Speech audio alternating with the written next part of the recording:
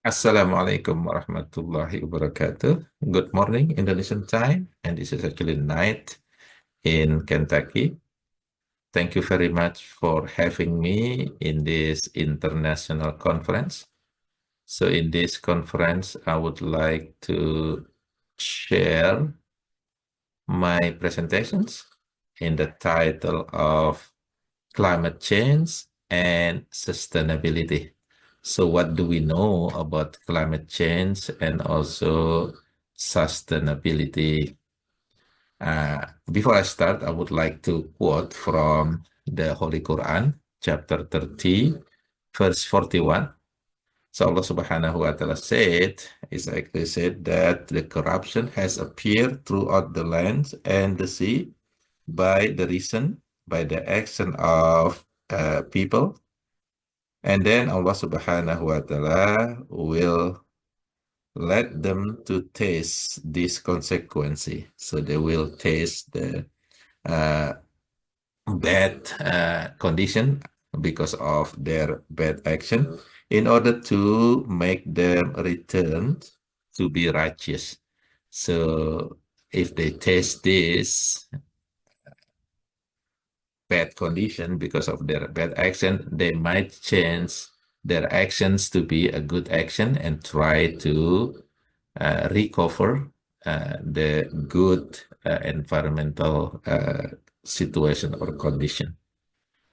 Now, this is examples. These are two examples of action that have done by humans. The top one is in Kentucky. This is a mining site. So in Kentucky, because the coal are so many in the Appalachian mountains, they actually can mine the coals by cutting the hill. It's called the mountaintop removal mining. And at the bottom one is the deforestations in Kalimantan. As you see, they have the same effect over here. Well, these two environments has been destroyed. Now, what is climate change? So climate change defined as long-term change in global climate patterns, typically characterized by the rise of global temperatures, change in precipitations, and also more frequent of extreme weather. So this is one of the definitions of climate change. And the main cause of this climate change or increase of global temperature is due to the emission of greenhouse gases. There are several of greenhouse gases, but there are three of these greenhouse gases that is very important. The first one is the carbon dioxide. So about 80% of greenhouse gases in the form of carbon dioxide. Second one is methane. And the third one is nitrous oxide. The fourth one is actually, it's called the CFC, chlorofluorocarbons. But this CFC is being reduced due to the actions of the international actions after the Montreal Protocol in 1987, where the CFC use was banned. So no more CFC can be used. Therefore, the CFC is now a very low concentration. It is not considered as part of this greenhouse gases anymore. It can, it's keep going down the concentration because of this bans on production and use. So if you see here, these three greenhouse gases, the carbon dioxide, methane, nitrous oxide, the emission has been increased, especially since the industrial era over here, about 1750. This is when the start the industrialization. The greenhouse gases, carbon dioxide, methane, and nitric oxide has been increased exponentially so fast. So And then if you see just the carbon dioxide and then make correlations with the temperatures, as I mentioned before, carbon dioxide is about 80% of greenhouse gases. So if you see this connection over here, so when we measure the carbon dioxide from 1955, this is the carbon dioxide concentrations keep increasing. And then when we plot the temperature, the global temperature, it all actually following the same pattern. So the trends are the same. It's showing us there is a very strong correlation between increase of carbon dioxide and the increase of atmospheric temperature. And there is a fact that, United States, with less of 50% of world population, is actually produce more than quarter or about one quarter of carbon dioxide emissions, followed by China and India. Oil-rich countries like Uni Emirate Arab, Kingdom of Saudi Arabia, Qatar, they actually have the highest per capita output or carbon dioxide. However, because the countries are small, the overall impact are considerably modest. The lowest global carbon dioxide emission actually in African countries like Chad, for example. So this country produce very low carbon dioxide. Per capita, maybe only one of thousands of the United States. And then the Sweden, this is the country that actually tried to replace the fossil fuel energy with renewable energy. And what happened? They actually reduced 40% of carbon dioxide emissions over the last 30 years. This is showing us that changing the source of energy, especially electricity from fossil fuel to renewable energy, can reduce carbon dioxide by a lot. Now I want to make a comparison over here. This is the data from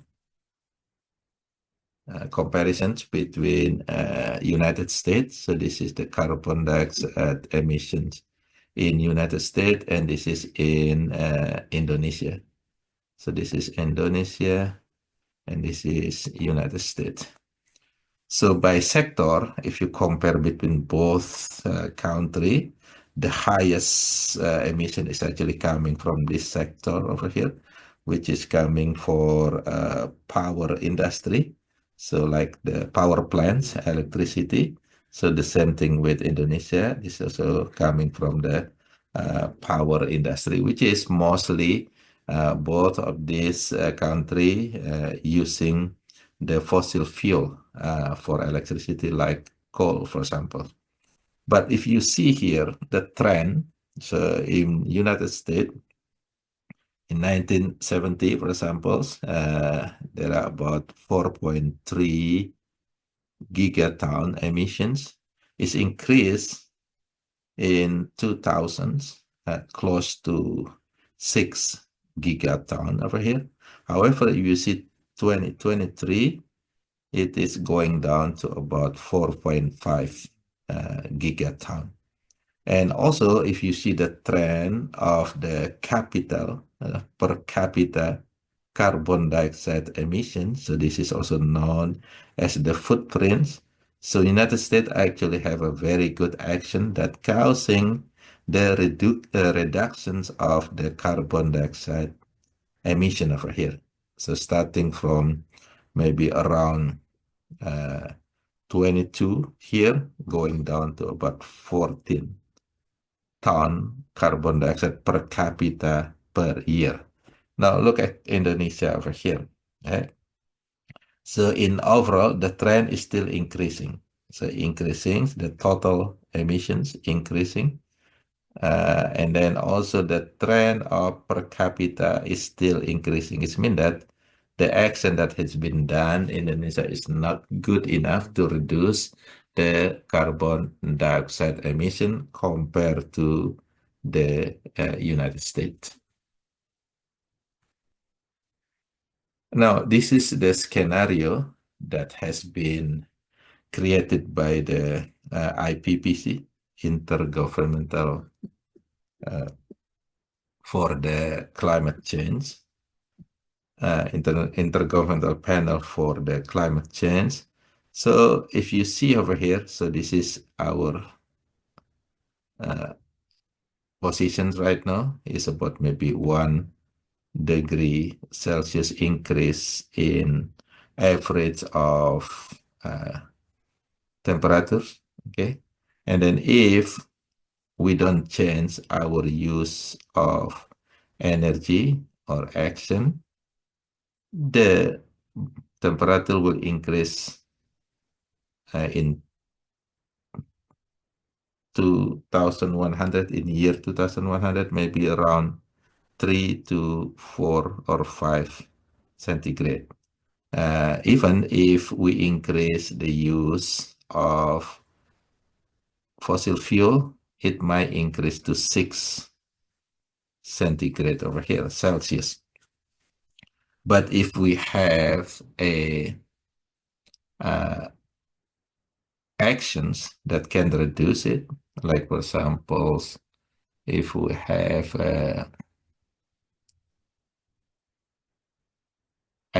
aggressive action, we might be able to reduce these temperatures or gas emission, and it will reduce actually the temperature below that we have right now. So it's mean that if we follow the aggressive action, we might be able to reduce the carbon dioxide production, and then it will reduce the global warming. Now, what happens if we, for example, unable to reduce the carbon dioxide emission? Of course, like for example, this one is business as usual. If we unable to reduce it, the one of the effect is coming from the sea level increase. So this is what happens if we do not reduce the carbon dioxide emission.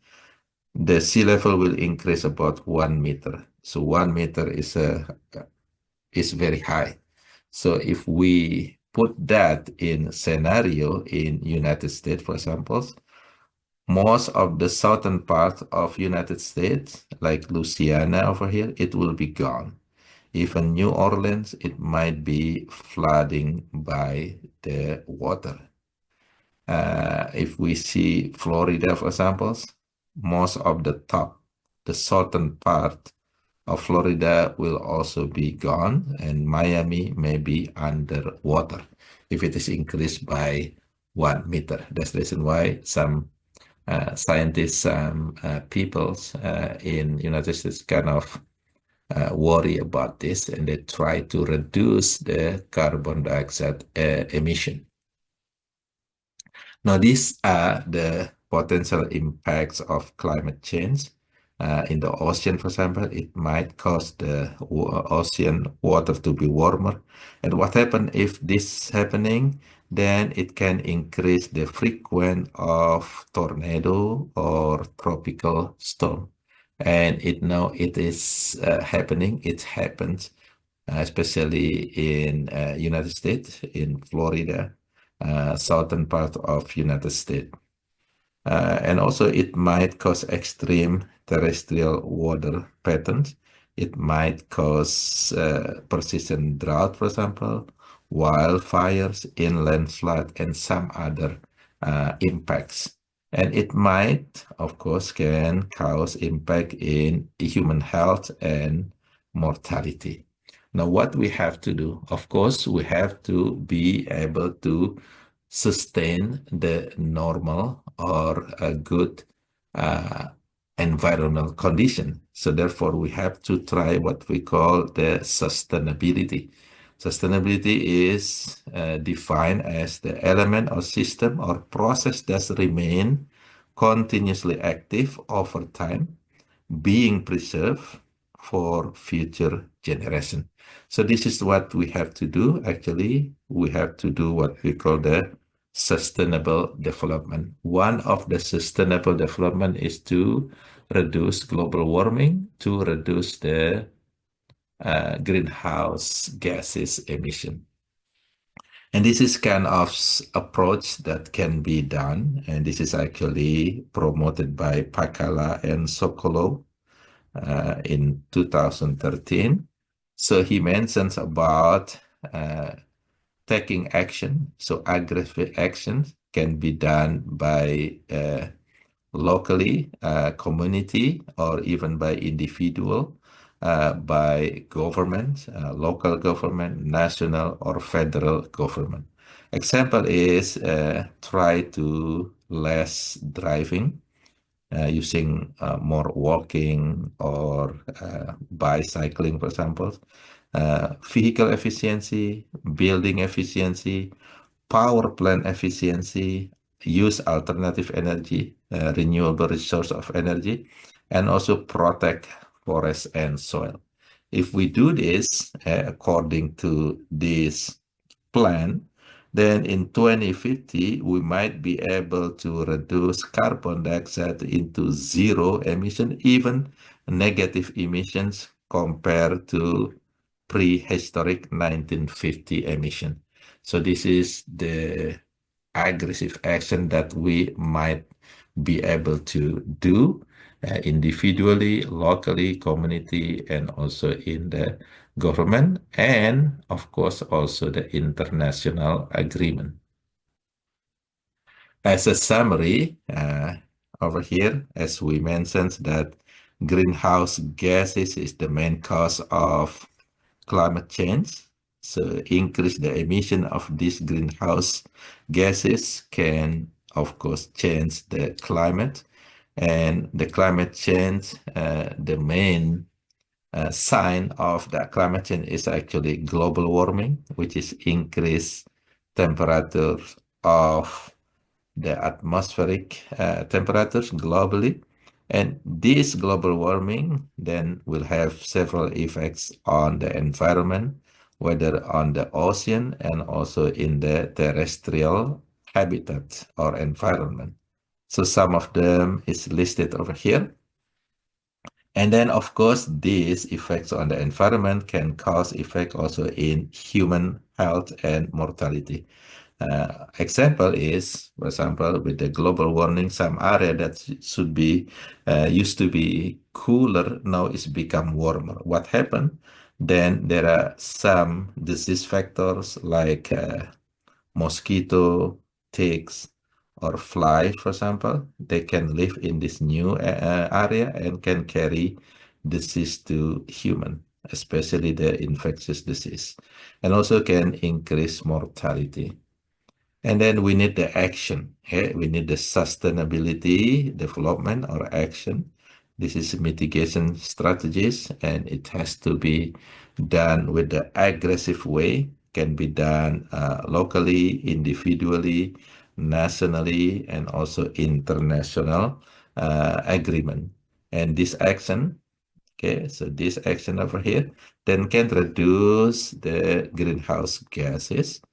Of course, it will return to the normal climate and then decrease the global warming and decrease these effects on the environment. And of course, it will decrease the effects on human health and mortality. So I hope this is a good information